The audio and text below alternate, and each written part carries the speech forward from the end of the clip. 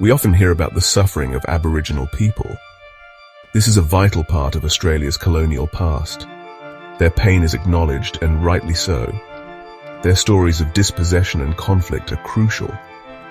But there is another side to this complex history.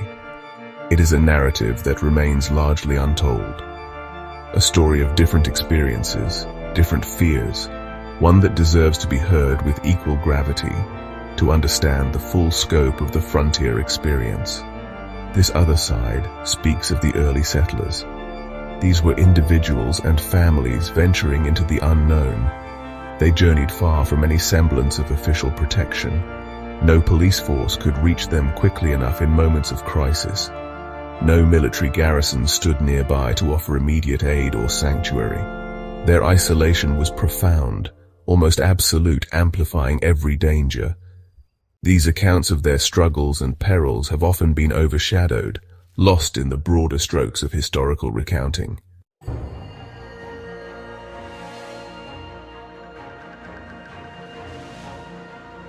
Imagine living with a constant, gnawing fear. This was the stark reality for many isolated settlers. It was a pervasive shadow that stretched long over their newly established lives. Beyond the immense physical hardships of building anew, of clearing land, of taming the wild, this deep-seated dread was a daily companion. It whispered insidiously in the rustle of unseen leaves, in the sudden snap of a distant twig. This pervasive apprehension shaped their every decision, their every waking moment. It was a silent, unwelcome guest in every remote homestead, a constant reminder of their fragility. This profound fear stemmed primarily from their profound isolation. These settlers were truly, utterly alone in a vast expanse. Protection was a distant, abstract concept, not a present, tangible reality. Help, if it ever managed to come, would be hours or even days too late. Danger could emerge from any direction at any unforeseen time. The vast, unfamiliar bush concealed unknown perils and potential adversaries. The intentions of the original inhabitants, whose ancestral lands were being steadily encroached upon, were a source of deep, unsettling anxiety.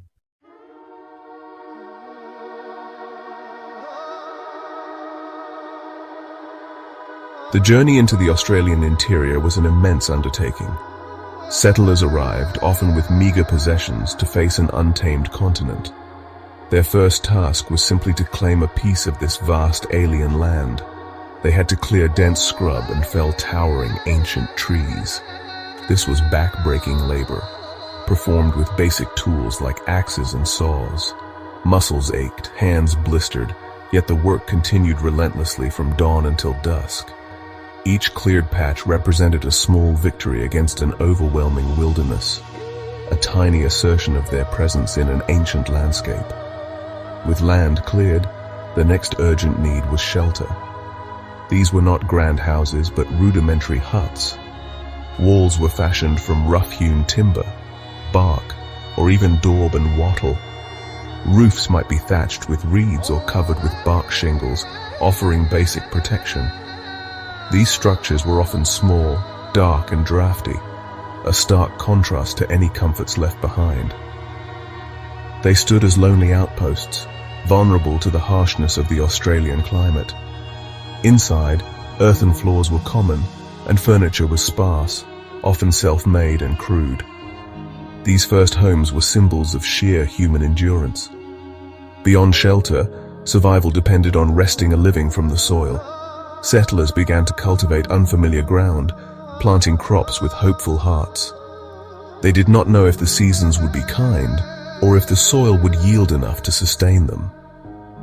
Livestock, if they had any, represented a precious investment, needing protection from wild animals and the elements. Early farming was a gamble, a daily battle against pests, drought, and the sheer unfamiliarity of the environment. Every sprout that pushed through the earth was a sign of hope, every loss a crushing blow to their fragile existence. The scale of their endeavor was truly daunting. These isolated pockets of human activity were mere dots in an immense, seemingly endless expanse of bush. The continent itself felt ancient, powerful, and indifferent to their struggles. Nature was a constant, formidable presence, with its unpredictable weather, its strange creatures, and its dense, often impenetrable vegetation. Forging a foothold here was not just about physical labor. It was a profound psychological battle. It was a fight to impose order on chaos, to carve out a space for humanity on the very edge of the known world, a testament to their desperate resolve.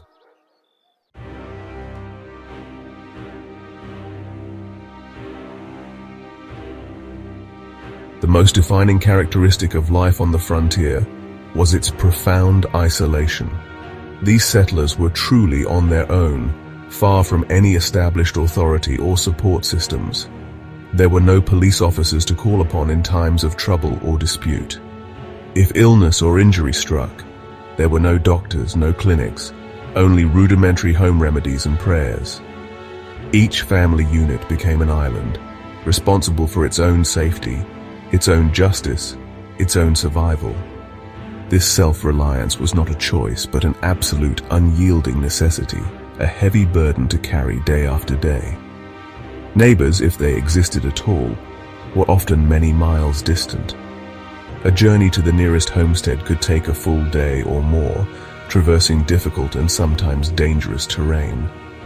Such visits were rare and significant events, breaking the monotony of solitude.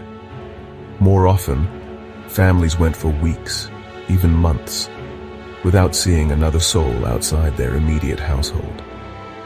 The vast distances meant that shared labor, mutual support, or even simple companionship were luxuries seldom enjoyed.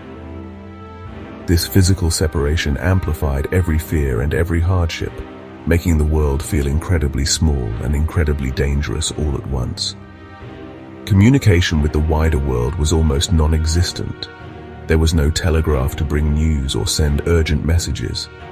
Letters, carried laboriously by infrequent travelers or postal services that barely reached these remote areas, took months to arrive, if they arrived at all. Settlers often lived in an information vacuum, unaware of events unfolding in the colonies, let alone the world beyond.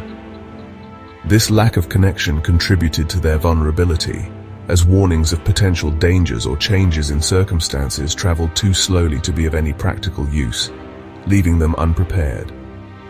The psychological toll of this extreme solitude was immense. Loneliness was a constant companion, a heavy cloak weighing down spirits. Anxiety festered in the silence, fed by the unknown and the imagined.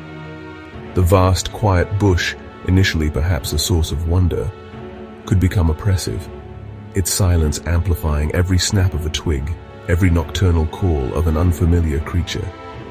This was the tyranny of distance, a relentless pressure that wore away at resilience, leaving settlers feeling exposed and utterly dependent on their own meager resources in an uncaring immensity, a fragile existence in the face of the unknown.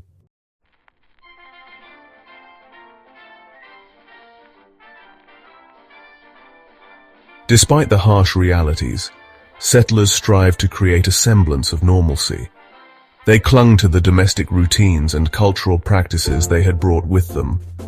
Women worked tirelessly to transform crude shelters into homes, tending small gardens, mending clothes, and preparing meals from limited supplies. They tried to maintain standards of cleanliness and order, small acts of defiance against the encroaching wilderness. These daily rituals were lifelines, connecting them to a past that felt increasingly distant, and providing a fragile structure to their precarious lives in the vast, untamed land. Raising children on the frontier presented unique and heart-wrenching challenges. Parents held deep hopes for their offspring's future, yet were acutely aware of the daily dangers that surrounded them. Education was often rudimentary, provided by parents themselves with scarce books or materials. Play was confined to the immediate vicinity of the homestead, under watchful eyes, for the bush held too many perils, both seen and unseen. The laughter of children, when it echoed in these isolated clearings, was a precious sound, a fragile symbol of hope against a backdrop of constant underlying anxiety and the ever-present threat. Moments of joy and community, though infrequent, were cherished deeply. A rare visit from a distant neighbor, the successful harvest of a small crop, or a shared religious observance could lift spirits immeasurably. Sometimes, families would gather for mutual assistance, such as during building efforts or at shearing time, if they kept sheep.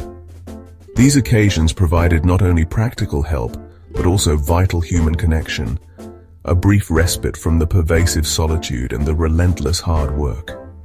Such moments were like tiny, flickering lights in the vast darkness, reminding them they were not entirely alone. Yet, this fragile veneer of normalcy was constantly threatened. Underlying every domestic scene, every small attempt at comfort, was an undeniable tension. The peace they sought was always precarious, easily shattered. Every unusual sound from the bush, every unexplained absence of livestock could send a ripple of fear through the household. Settlers lived with a heightened awareness, their senses perpetually on alert. The line between their small, ordered world and the vast, unpredictable wilderness was perilously thin, a constant reminder of their vulnerability on this unforgiving edge of civilization, where danger could lurk just beyond the tree line.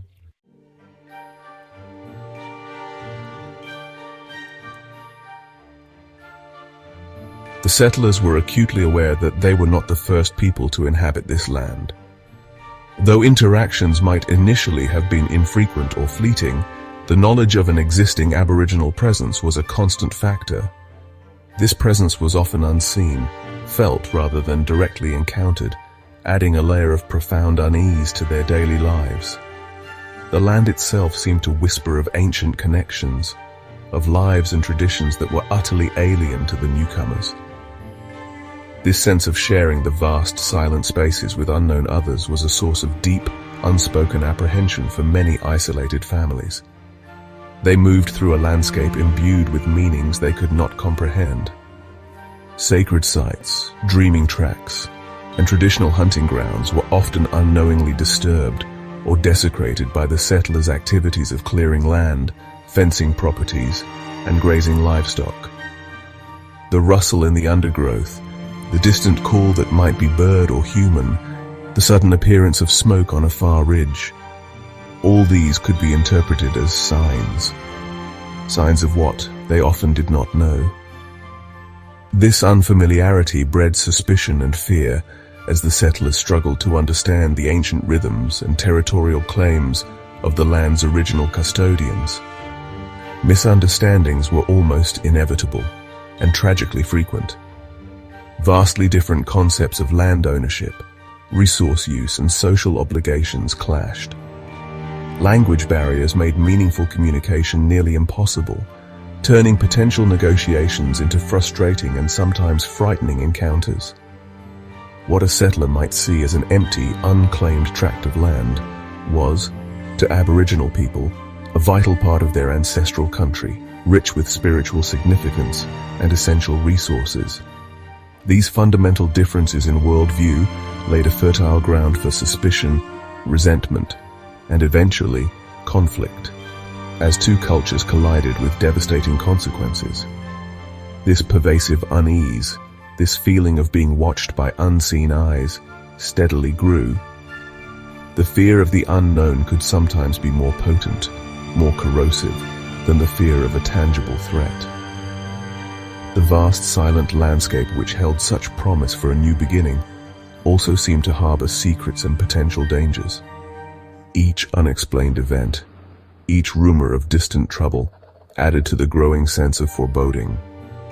Life on the edge was not just a physical challenge, it was a constant psychological strain, as settlers braced themselves for a frontier that felt increasingly likely to strike back, transforming their dreams into potential nightmares.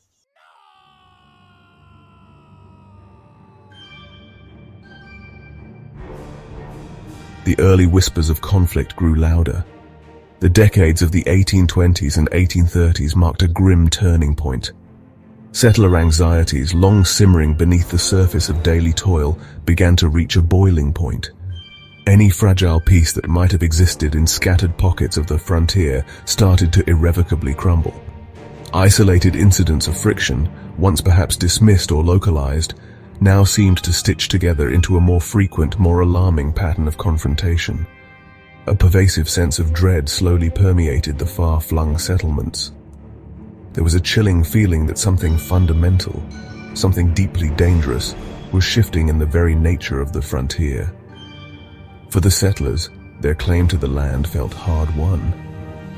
They saw their presence as a legitimate endeavor, their relentless efforts to build homes and futures as honest, back-breaking toil. To see this met with growing resistance was baffling, then frightening. They increasingly perceived Aboriginal actions not as isolated responses, but as unprovoked aggression. Disquieting news, often sparse and distorted by fear, traveled slowly between the isolated homesteads. These were terrifying stories of livestock suddenly speared, of lone shepherds vanishing without a trace, of unsettling, hostile encounters. This created a palpable climate of heightened fear, a grim anticipation of worse to come. This wave of growing violence was not confined to a single region. It was a dark tide rising across disparate parts of the continent: South Australia, New South Wales, Queensland. All these colonial territories and the settlers within them were becoming undeniable hotspots of conflict. The frontier was a vast, sprawling entity, yet in many different, widely dispersed regions, disturbingly similar patterns of violent confrontation were beginning to emerge. Settlers, separated by immense distances, started to share a terrifying common experience: the escalation of immediate, life-threatening danger. The dream of peaceful pioneering was rapidly, brutally souring. A chilling awareness began to take root. Settlers started to suspect, then believe, that these attacks were not merely random acts of opportunism. They were not the isolated deeds of rogue individuals or small desperate bands. A more terrible understanding dawned. Some Aboriginal groups were actively, purposefully fighting back against the encroachment. This realization was a profound shock to the colonial psyche. The idea of a concerted, hostile, and strategic response to their very presence was deeply terrifying. The frontier was no longer just a battle against the harshness of nature. It was transforming into a battle against a determined and often unseen human enemy.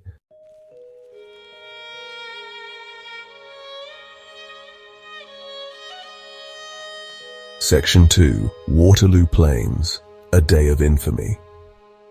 The year 1838 etched itself into the colonial memory. It was a time of already heightened tension across the raw, expanding Australian colonies. This was the same year as the notorious Myall Creek massacre, a grim backdrop to the unfolding frontier drama. On the Waterloo Plains, life for the settlers proceeded with its usual rhythm. Shepherds guided their vulnerable flocks across the grasslands. Families attended to their daily routines, unaware of the impending doom. The ordinariness of that fateful day would soon be shattered by an eruption of sudden, unimaginable brutality, a stark contrast to the pastoral quiet. The attack, when it came, was swift and devastating.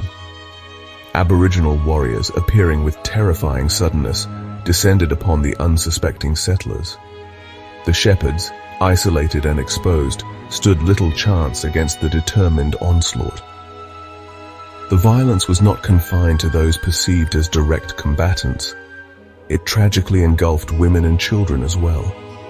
They were caught in a maelstrom of terror and bloodshed. The shock and horror of this event resonated deeply within the small, vulnerable outpost community. The overwhelming nature of the assault left no room for defense, only for despair and the grim tally of the dead. In the aftermath, a scene of terrible carnage greeted those who found the site. The discovery of the victims sent waves of grief and fear across the plains. Reports estimated that between 8 and 10 settlers had perished in the massacre. The manner of their deaths was brutal, adding to the profound horror. This single horrific event sent potent tremors of terror rippling through the wider settler communities across the land. It seemed to confirm their deepest, darkest fears about the inherent dangers of life on the remote, unforgiving frontier. The inclusion of a woman and her children among the victims amplified the sense of outrage and terror. The Waterloo Plains Massacre became more than just a local tragedy. Its timing, starkly juxtaposed with atrocities committed by settlers elsewhere, highlighted the escalating cycle of violence. For many colonists, it became a potent symbol of the savagery they believed they faced, a justification for their fears. Such events inevitably hardened attitudes on all sides. They fueled desperate calls from settlers for greater official protection or for harsher measures of retaliation against Aboriginal populations. Waterloo Plains was not merely another incident. It was a searing landmark in the escalating bloody conflict that defined the Australian frontier experience for so many.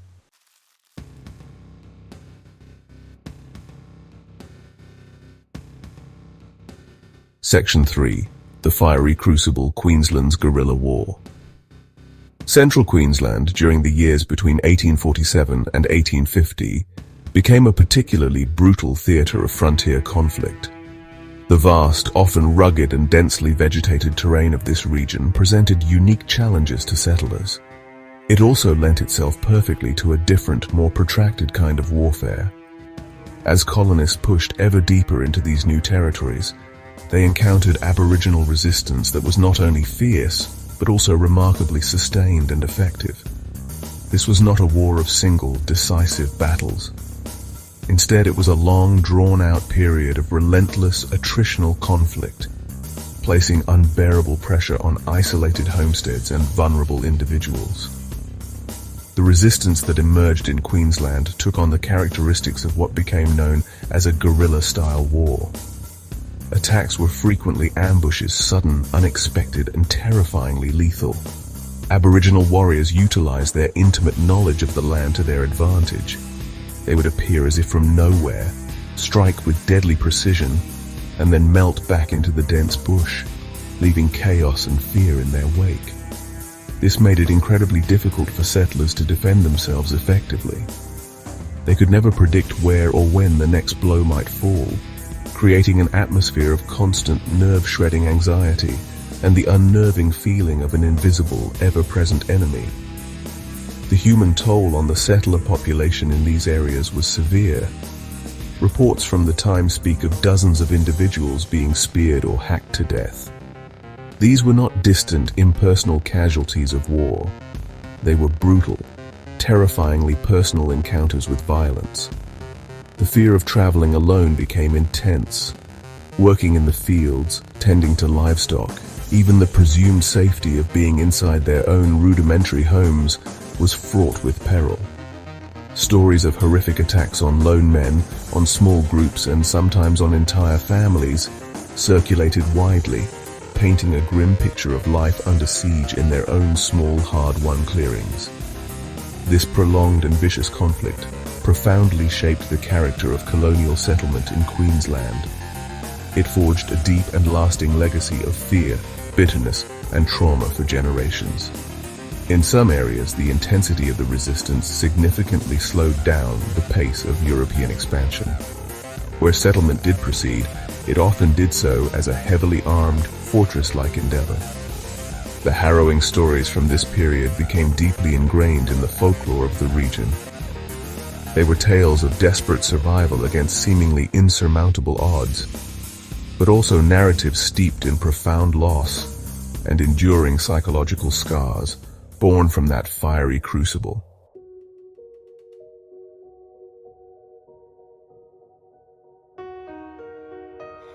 Section 4. Calculated Terror, the Pattern of Attack. As the frontier wars intensified, many settlers began to see more than just random, disconnected acts of violence. A disturbing perception grew. The attacks were not always chaotic outbursts of rage or opportunistic plunder. Instead, they seemed to follow discernible patterns. There was a chilling sense of purpose, of careful consideration behind many of the assaults.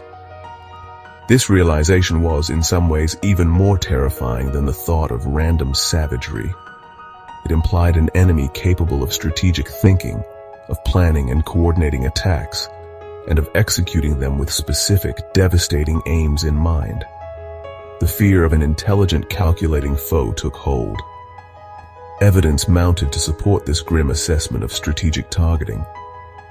Attacks often focused on the most vulnerable points within the spreading settler presence. Isolated shepherds, far from any support, were frequent targets. Outlying huts distant from the main homestead were susceptible.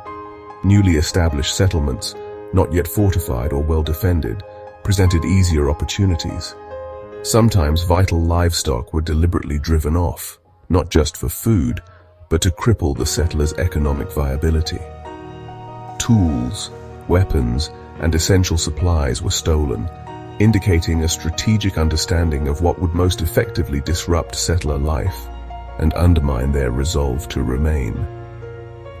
The deeply unsettling element of revenge also became apparent, or at least strongly suspected by settlers. An incident where Aboriginal people had been killed, dispossessed, or wronged by one group of colonists might be followed days or weeks later by a retaliatory attack. This retribution often fell not on the original perpetrators, who might be long gone or unknown, but on the nearest or most vulnerable settlers. This created a terrifyingly unpredictable cycle of violence, where personal innocence offered no guarantee of safety. The fear that the actions of distant, unknown other settlers could bring swift and brutal retribution down upon their own heads was a constant torment. This growing perception of calculated intent transformed how settlers viewed the conflict. It shifted from being seen as a series of unfortunate, isolated encounters to something they increasingly interpreted as a deliberate, orchestrated war of terror waged against them. The violence felt intensely personal, strategically aimed at instilling the maximum possible fear and driving them from the land. This perception profoundly shaped their response, hardening their resolve to defend themselves and their holdings at any cost. But it also deepened their fear, their anger, and often their hatred, making the frontier a place where survival meant confronting an enemy they believed was waging a calculated and merciless campaign.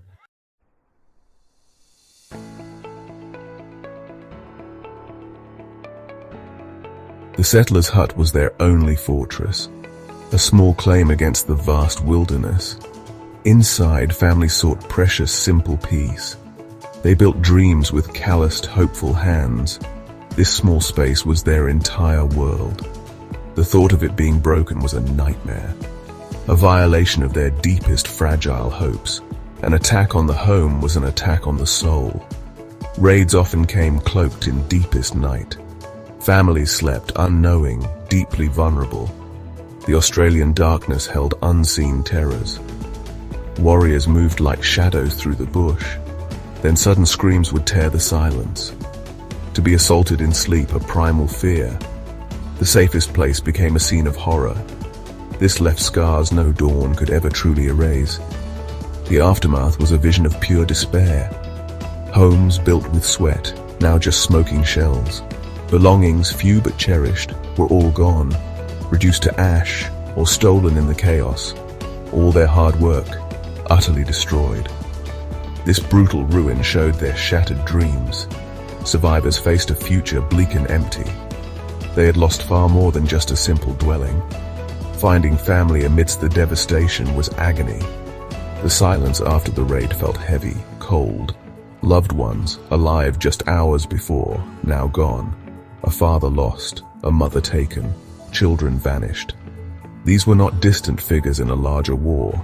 They were personal losses, deeply, cruelly felt. The family heart, so warm, now cold and broken. The home, once safe, now a place of ghosts and sorrow.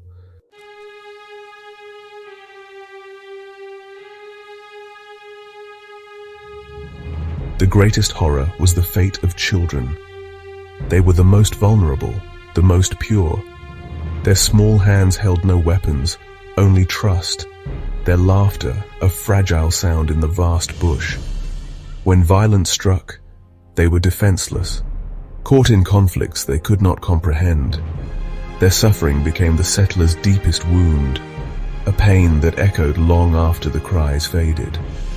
Parents lived in a state of constant fear. Protecting their young was a primal instinct. Mothers would hide their children in desperation, under rough beds, in hollow logs, anywhere, praying silently they would not be found. These acts of love were frantic, terrified. The choice between fight or flight, an agony, knowing they might not be strong enough to save them. Children who witnessed these brutal attacks were scarred. The images of terror burned into young minds. The screams, the chaos, the sight of bloodshed. Such trauma could steal a childhood instantly. Some were too young to understand fully, but the fear, the loss, it settled deep inside. They carried these burdens into their adult lives, a hidden darkness beneath a quiet surface. The frontier stole their innocence too soon. There was little space for carefree play. Caution was a lesson learned very early. The bush, their backyard, was full of shadows. Dreams were haunted by unseen dangers. Childhood joys were tinged with adult anxieties. These young souls grew up too fast, too hard. Their stolen youth, a silent, tragic casualty.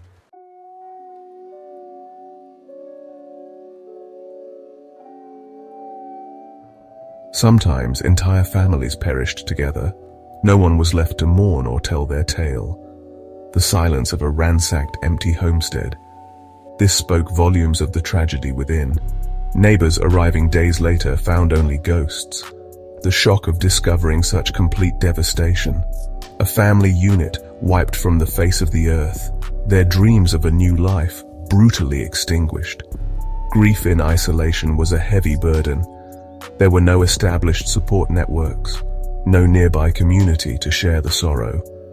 Survivors often faced their losses utterly alone.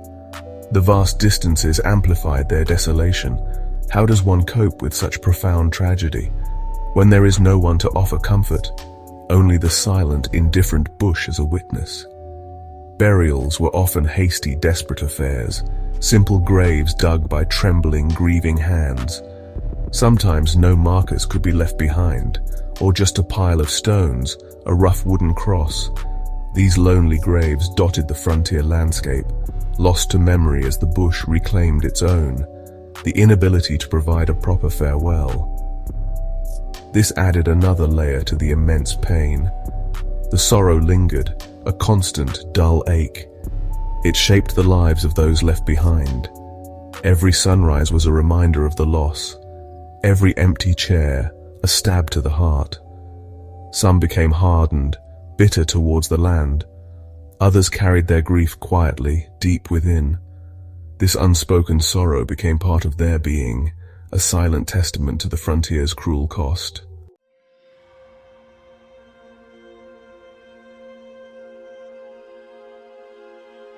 Life became a state of constant vigilance.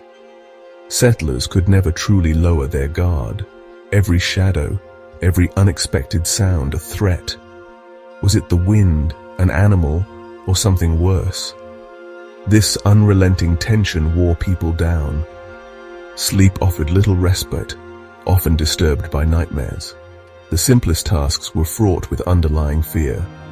A pervasive anxiety became their daily companion. This constant fear permeated every aspect of life. Daily routines were altered for safety. People avoided traveling alone if possible. Doors were barricaded, windows shuttered tight.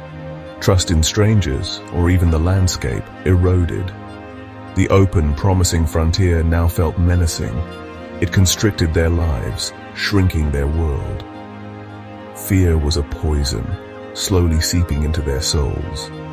The stories of attacks were told and retold, whispered around campfires, shared in hushed tones. These narratives became part of family lore, passed down from one generation to the next. Grandparents spoke of raids they had survived, of loved ones lost to spear or tomahawk. This created an intergenerational legacy of fear. The trauma echoed through families for decades. For many, the frontier was no longer a dream. It had transformed into a terrifying reality, not a land of opportunity, but of peril. The violence they experienced or witnessed, it cemented an image of the bush as hostile, a place where death could strike at any moment. This profound terror overshadowed any promise.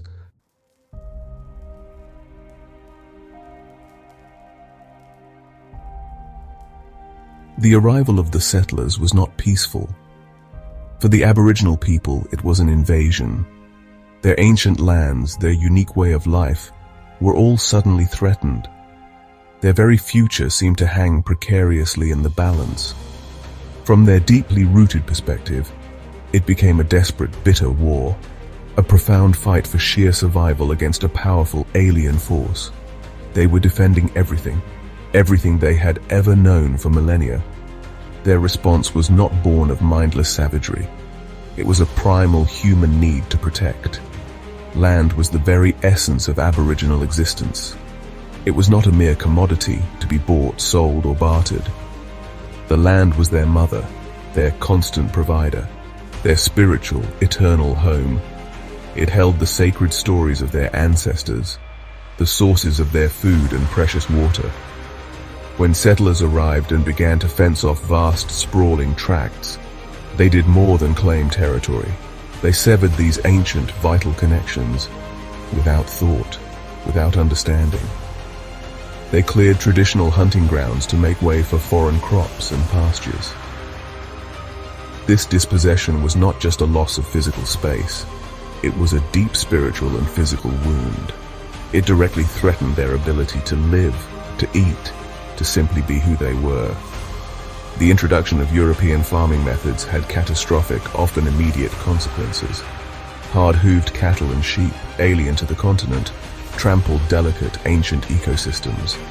They muddied the clear, sacred waterholes, driving away the native game that relied upon them.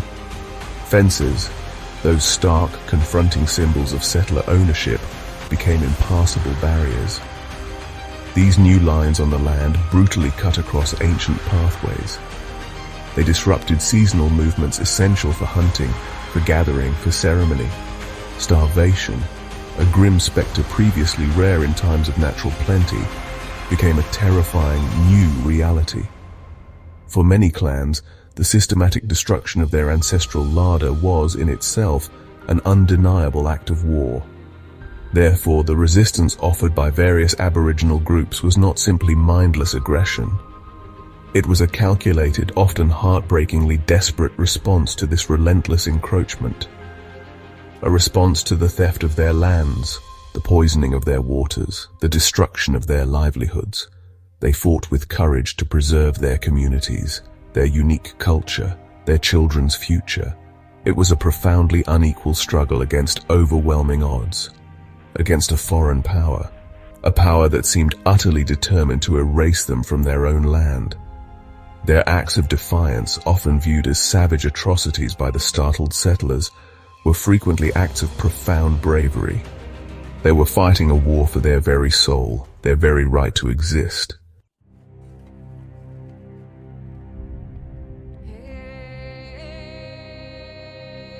To truly understand the depth of Aboriginal resistance, one must first grasp their profound spiritual bond.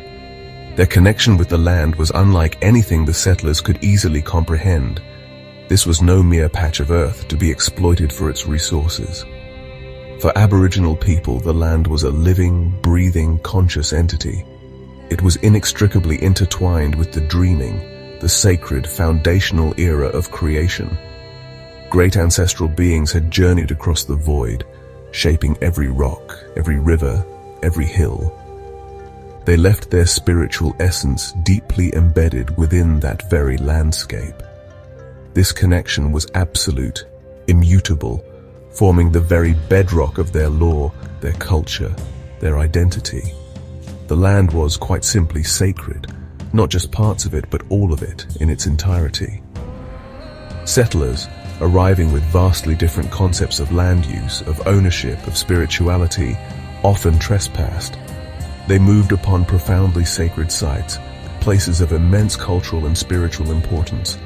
They usually did so without any awareness of the transgression, without understanding the deep offense caused. A newly plowed field might unknowingly obliterate an ancient ceremonial ground. A simple settler's hut could be erected upon a place of immense spiritual power. For the traditional custodians of that land, this was not just mere disrespect, it was sacrilege.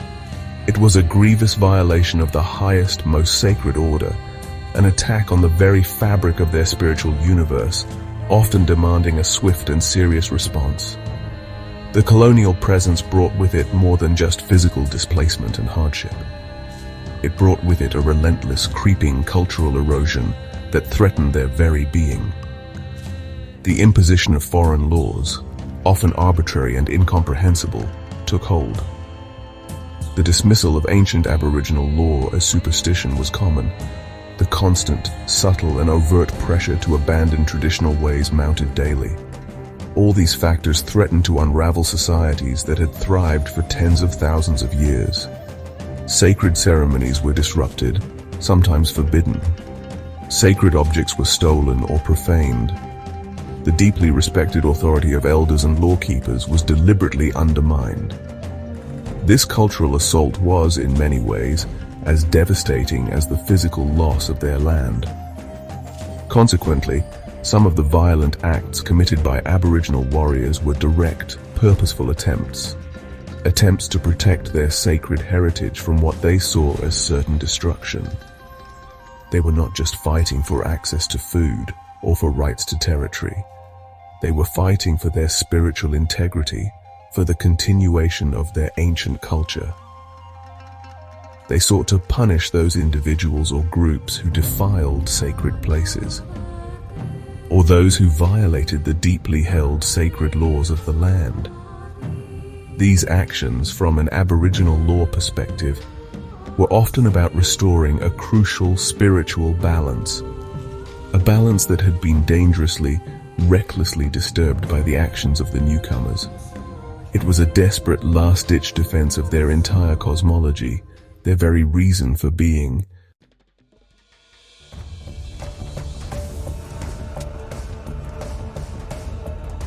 Many Aboriginal societies across the continent operated under highly developed, complex systems of law. These intricate systems of justice had evolved over countless generations, over tens of thousands of years. They were often misunderstood or deliberately dismissed by colonists as primitive or non-existent. However, these ancient laws provided clear, unambiguous guidelines for social behavior. They dictated how to resolve disputes fairly and how to respond appropriately to transgressions. When a serious wrong occurred within or between groups, such as an unavenged killing or a grievous insult, these laws often prescribed specific, culturally understood actions that must be taken. This was not societal chaos or random violence, but an ordered, albeit profoundly different, legal framework. A framework that demanded respect and adherence for the well-being of the community. A key, often misunderstood element within many of these traditional legal systems was reciprocity. This principle often manifested as the law of retaliation or payback. If a member of one clan was harmed or killed by an outsider, a response was frequently culturally mandated. This response was not necessarily driven by raw personal hatred or an uncontrollable thirst for blood. Instead, it was frequently viewed as a solemn, necessary act. An act to restore a perceived spiritual imbalance created by the initial offense. An act to appease powerful ancestral spirits or to uphold the honor and integrity of the wronged group. Failing to respond appropriately could bring lasting shame upon the clan or invite further spiritual repercussions. This concept of payback, or more accurately, kin-based retribution, was deeply ingrained. It was a sacred obligation, a profound duty owed to one's kin, to one's ancestors, and to the spiritual realm. The target of such culturally sanctioned retaliation might not always be the direct individual perpetrator. Sometimes, any member of the perpetrator's broader group or family could be seen as a legitimate target. This was done to rebalance the scales of justice, as understood within that cultural context. This notion was entirely alien, often abhorrent to European concepts of individual guilt and due process. It inevitably led to tragic, escalating misunderstandings and deepening cycles of violence on the frontier. What one side saw as justice, the other saw as treacherous, indiscriminate murder. Therefore, when settlers killed Aboriginal people, whether deliberately, accidentally, or in settler eyes, in self-defense, a response of some kind was often expected, even demanded under the prevailing Aboriginal law. This response, when it inevitably came, was invariably perceived by the settlers as unprovoked aggression, or as treacherous, cowardly murder, further proof of savage intent. For the Aboriginal people involved, however, it was often the solemn carrying out of justice, the fulfillment of a sacred obligation, the righting of a profound wrong. This fundamental, irreconcilable clash of legal and moral understanding tragically fueled the cycle of bloodshed. Each side acted according to its own deeply held beliefs and cultural imperatives. Each perceived the other as barbaric and unjust, deepening the already vast chasm of hostility.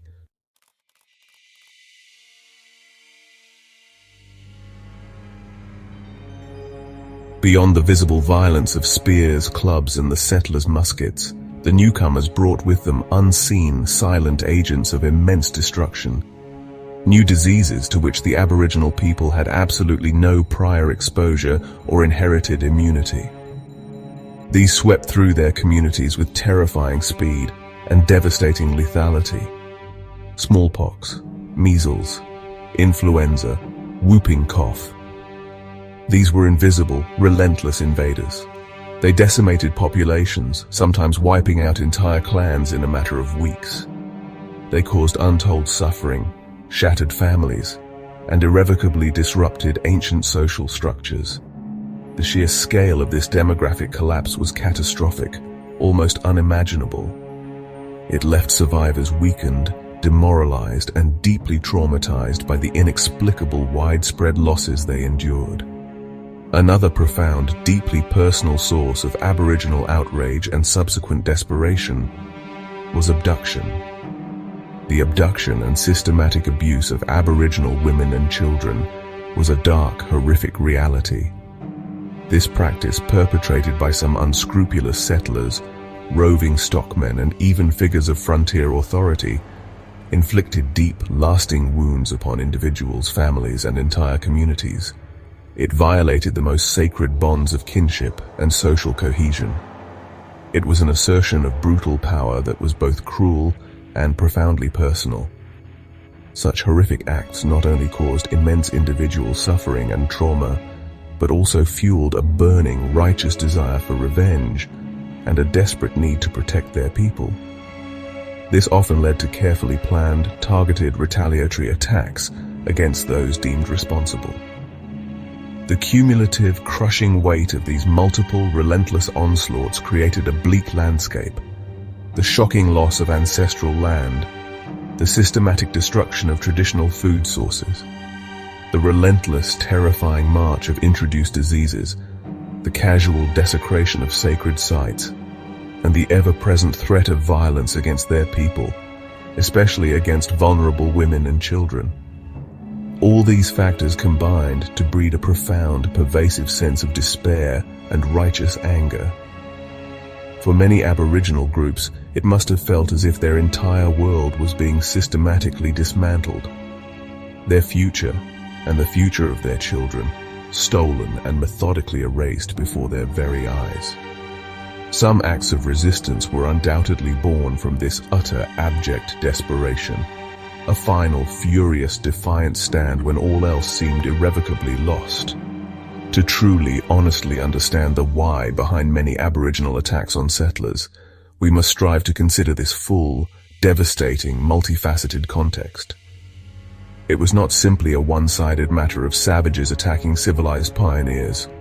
It was a complex, agonized, and varied response, from a people facing an existential threat, a threat that assailed them on every conceivable front: physical, spiritual, cultural, and emotional. Their actions, however brutal they may have appeared to the colonists who bore their brunt, were often rooted in ancient laws, in a desperate defense of their culture and their beloved country, and in the sheer fundamental human instinct to survive, to fight back, against overwhelming, seemingly insurmountable forces that threatened to sweep them away entirely from existence.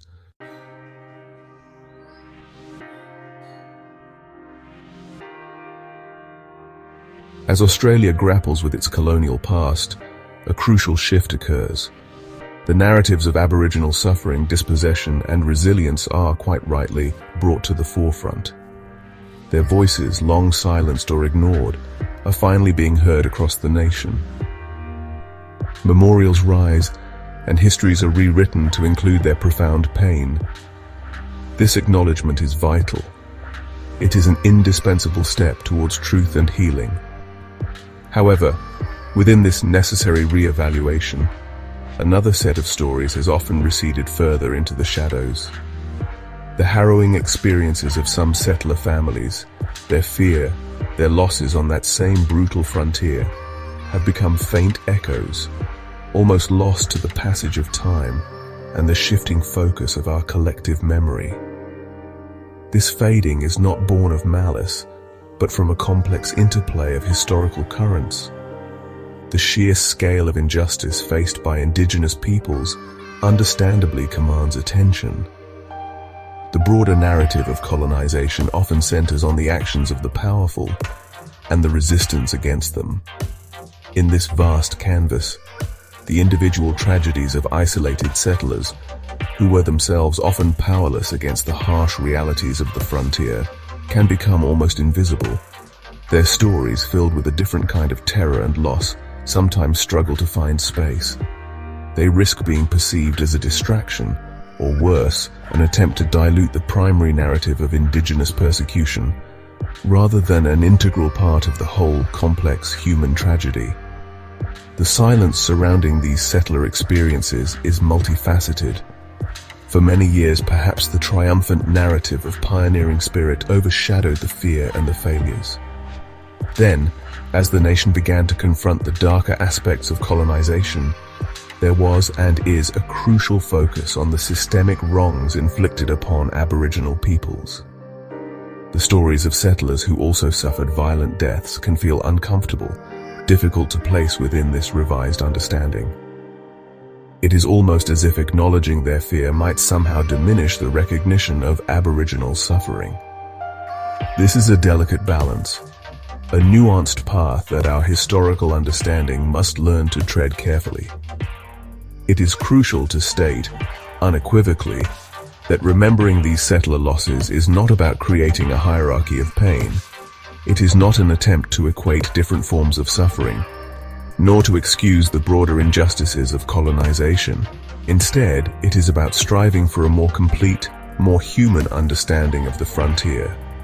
A frontier that was a place of profound fear and violence for many, regardless of their origin. To truly comprehend the depths of this shared tragic past, all voices that cried out in fear and sorrow must be acknowledged. The silence around one set of experiences leaves the story of our nation fractured and incomplete.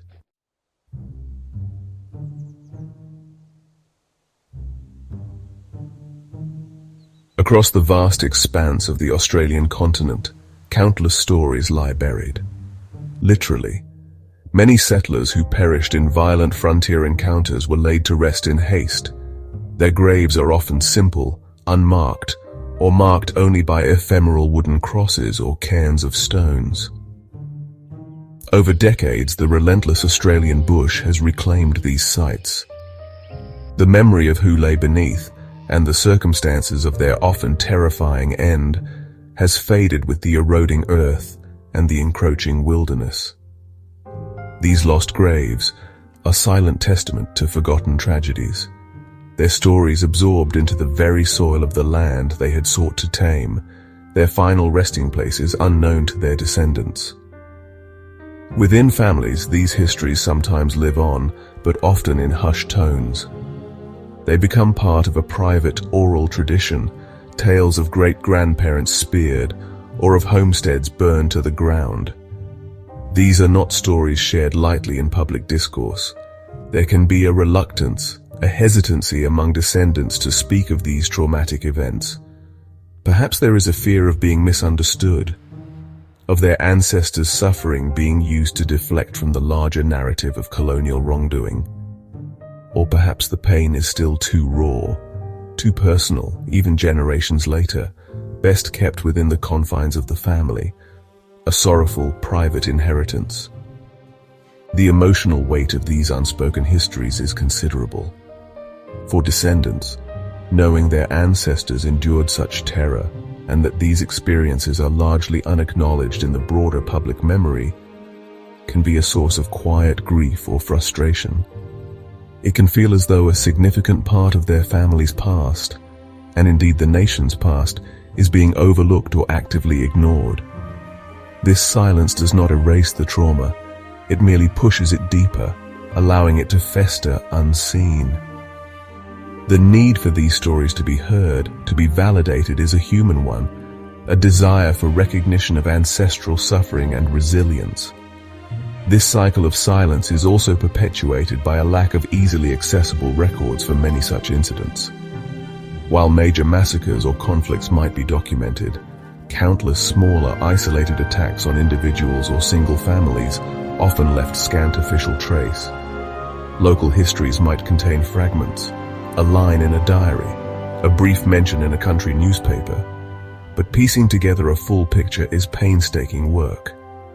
Without dedicated effort to uncover and preserve these accounts, they risk being lost forever, becoming footnotes or less in the grand sweep of Australian history, leaving a void in our understanding of the true human cost of the frontier.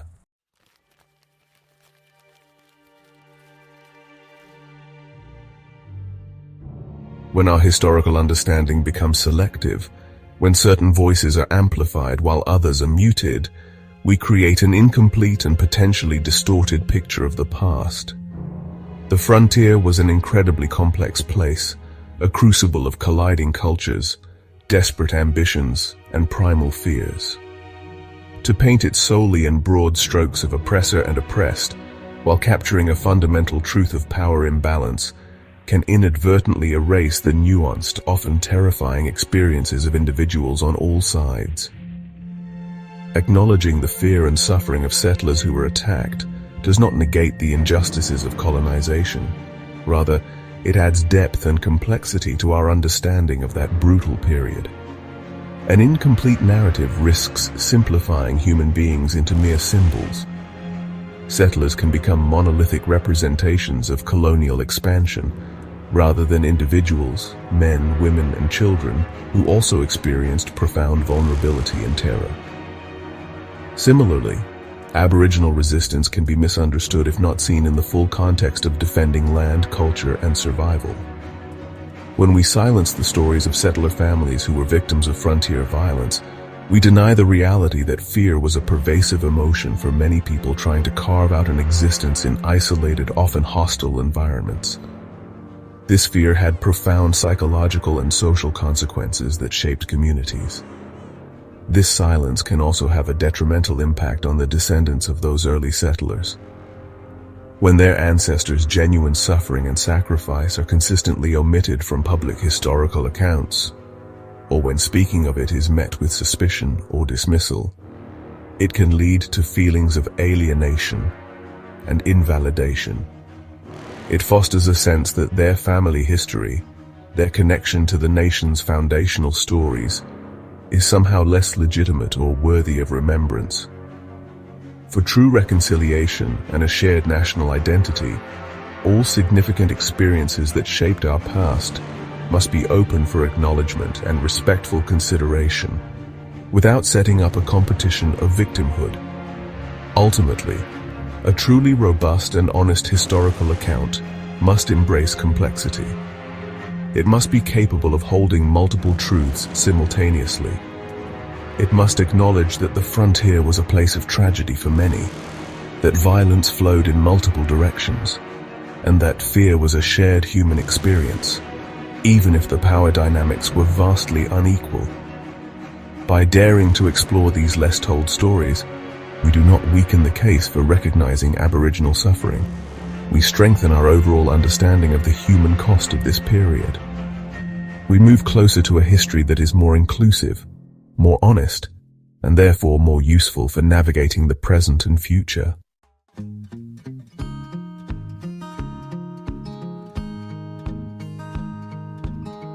The act of remembering the settler families who perished in fear is not intended to diminish the profound and systemic suffering of Aboriginal peoples. It is not about drawing false equivalences or engaging in a sorrowful competition. Instead, it is about striving for a fuller, more textured tapestry of our shared past. It is an acknowledgement that the frontier was a brutal place, and that its violence, while disproportionately affecting Indigenous populations, also left indelible scars on those who came to settle, often in isolated terror. Their stories, too, are threads in the complex fabric of Australian history, deserving of careful recovery and respectful consideration. Historians, local communities, and descendants have a crucial role to play in breaking this cycle of silence. This involves actively seeking out the forgotten accounts, delving into local archives, family diaries, and old newspapers. It means creating spaces where these stories can be told without fear of misinterpretation, where the aim is understanding, not blame. Oral histories from settler descendants, carefully collected and preserved, can offer invaluable insights into the intergenerational impact of these frontier tragedies. It is a process of reclamation, of giving voice to those whose experiences have long been overshadowed or relegated to the margins of historical discourse. By acknowledging the fear that permeated the lives of many early settlers, we gain a more nuanced understanding of the colonial mindset itself. This fear, whether of the unknown landscape, of isolation, or of violent attack, undoubtedly shaped attitudes, decisions, and the very fabric of early colonial society. It influenced how settlements were established, how communities interacted, and how the other, in this case Aboriginal people, was perceived. Understanding this fear does not excuse injustice, but it does provide a more complete context for the tragic events that unfolded, helping us to see the human dimensions on all sides of the frontier line. Ultimately, a complete story is a stronger foundation for genuine reconciliation. When all significant experiences of suffering and loss are acknowledged, it allows for a more honest and empathetic engagement with our past. It moves us beyond simplistic narratives towards a recognition of shared humanity, even amidst profound conflict. The goal is not to balance one set of atrocities against another, but to comprehend the full spectrum of human experience during a tumultuous and transformative period. Only by bringing all these stories from the shadows, including those of the settlers who died in fear, can we truly begin to understand the depths of our history and build a future that honors everyone's journey.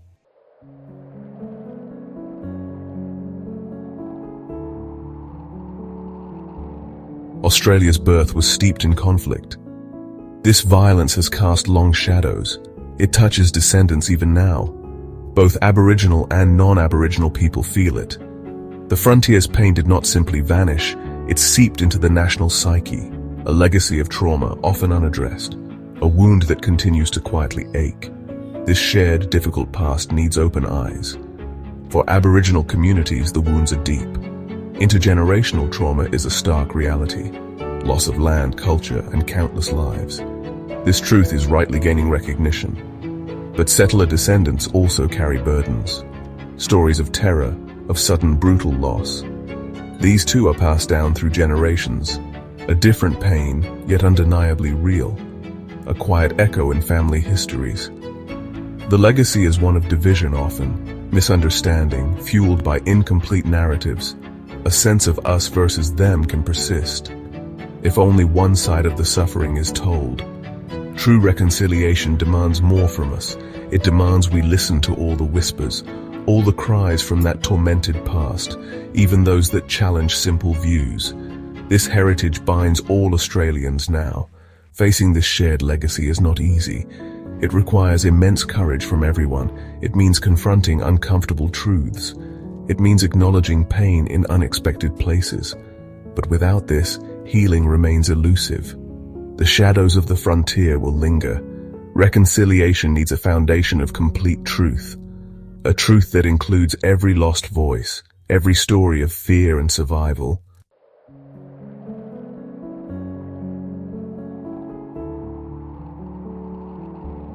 Across this wide Australian continent now, a quiet, hopeful movement is growing. Descendants of settlers are connecting. They are reaching out to Aboriginal people, descendants of warriors, of survivors too. Together, they seek a shared path, a path towards a fuller understanding. Not to rewrite, but to complete the story, a difficult yet vital human journey. They gather in small halls on old properties, sometimes even at forgotten massacre sites, places once defined by bloodshed and fear, now becoming spaces for dialogue, for truth. They share family stories long held close, stories of loss, from every perspective. Tears are shed for all the pain, for all that was so violently broken. These are sacred, healing encounters. These are not always easy conversations. The weight of history hangs heavy there. Anger, grief, and deep mistrust can surface. But the commitment to listen persists, to hear the other's truth without judgment, to acknowledge their ancestors' humanity and the profound suffering they endured. This is empathy and powerful action, a bridge built of shared sorrow. This truth-telling is profoundly transformative. It begins to dismantle old barriers. It fosters a shared sense of ownership of the entire complex history, not just selected comfortable parts. This movement shows a way forward, a path paved with honesty and respect. It honors all who lived and died on that harsh, unforgiving frontier.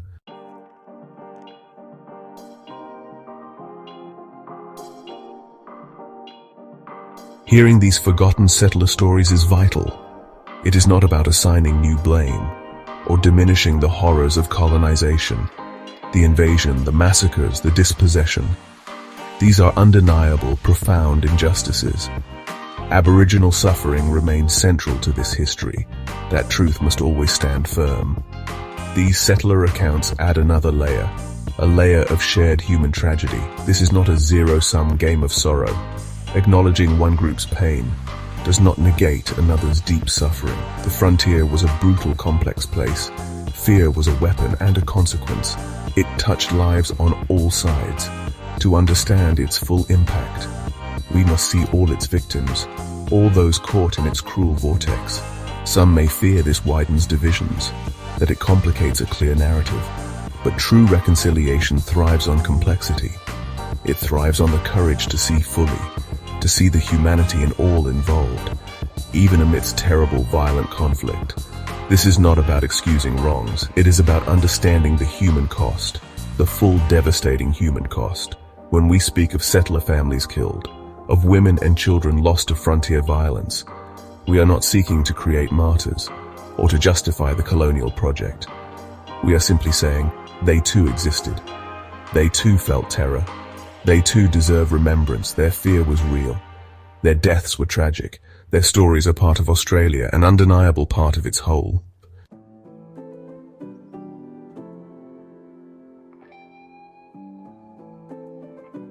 Australia's journey towards true reconciliation. It is a long and often arduous road. It requires more than just apologies, more than symbolic gestures, however important. It demands a deep, honest reckoning, a reckoning with all facets of our past, the celebrated, the shameful, the forgotten. Every single thread matters greatly. Every story contributes to the whole. Only by confronting the full truth, the pain, the fear, the raw anger, on all sides of the frontier line, can we build a genuinely shared future, a future that truly honors everyone, a future that is not haunted by the ghosts of unspoken tragedies, or by the bitterness of incomplete histories. This is the challenging path we face, the stories of settlers who suffered, who faced terror and violent death. These must be woven into the national narrative, not to overshadow other essential truths, but to complete the intricate picture, to show the frontier's human toll in all its devastating complexity. Until all the stories are told, none of them are truly complete. This is the legacy we can choose, to acknowledge all losses, all fears, to build bridges from shared understanding, to ensure no story is left behind. This is how we honor the past, not by forgetting or by simplifying, but by remembering fully and courageously. This is how we move forward, together.